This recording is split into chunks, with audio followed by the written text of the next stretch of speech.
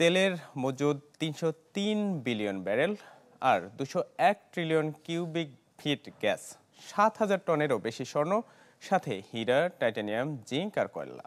ভেনেজুয়েলার এই সম্পদের দিকে নজর পড়েছে যুক্তরাষ্ট্রের প্রেসিডেন্ট ডোনাল্ড ট্রাম্পের।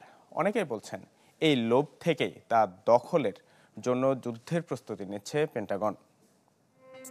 ফিনলে ইংলিশ ব্রেকফাস্টটি, যার কড়া স্বাদ আর সতেজ সুবাস দেয় চুমুকে চমৎকার একটা দিন। দক্ষিণ আমেরিকার সমাজতান্ত্রিক দেশ ভেনেজুয়েলার দিকে যুক্তরাষ্ট্রের নজর বেশ পুরনো। হুগো চ্যাভেজের আমল থেকে হালের নিকোলাই মাদুরোর সময় এসে বদলায়নি রক্তচক্ষুর ধারা, আর গণতন্ত্রের বুলি আউরে আড়াল দিয়ে ছায়া হয়ে সরকার বদলের যে চিন্তা আর দেশটির সীমান্তের সেনা উপস্থিতি বলে দেয় সম্পদের লোভে মার্কিন আগ্রাসন শুরুর পথে। দেশটির বিশাল অংশ জুড়ে রয়েছে প্রাকৃতিক সম্পদ, যার মধ্যে অন্যতম তেল।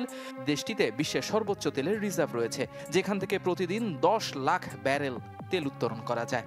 ভেনেজুয়েলা জাতীয় তেল কোম্পানির হিসেবে ২০২৪ সালে যা থেকে আয় হয়েছে $১৮ বিলিয়ন।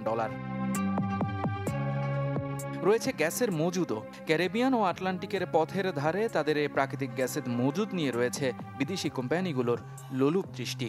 বিশ্বজুড়ে এলএনজি সরবরাহ ও চাহিদা মেটাতে এই প্রাকৃতিক সম্পদ এখন পুরোপুরি দখল করা যায়নি। বর্তমানে বিশ্বজুড়ে বাড়ছে বিরল খনিজের ব্যবহার। সেই তালিকায় দেশটির হাতে রয়েছে লোহা, তামা, কয়লা, নিকেল, কালটন, জিঙ্ক আর টাইটানিয়ামের মজুদ, যা অন্যান্য দেশে খুব একটা একসাথে পাওয়া যায় না। কৃত্রিম বুদ্ধিমত্তার এই সময়ে তাই $1 ট্রিলিয়ন এই সম্পদের মজুদে চীনের আধিপত্য বাড়ছে, যা যুক্তরাষ্ট্রের মাথা ব্যথার কারণ। যেহেতু মাদুরো সরকারকে বাগে আনা যাচ্ছে না, তাই অস্থিতিশীল পরিস্থিতি সৃষ্টি করে গণতন্ত্রের দোহাই দিয়ে চলছে সরকার উৎখাতের কাজ। সামরিক বাহিনীর উপস্থিতি সৃষ্টি করেছে ভীতিকর পরিবেশ। তবে যুক্তরাষ্ট্রের এই যুদ্ধ চালে দেশটির জবাব কি হতে পারে তার অপেক্ষায় বিশ্ব।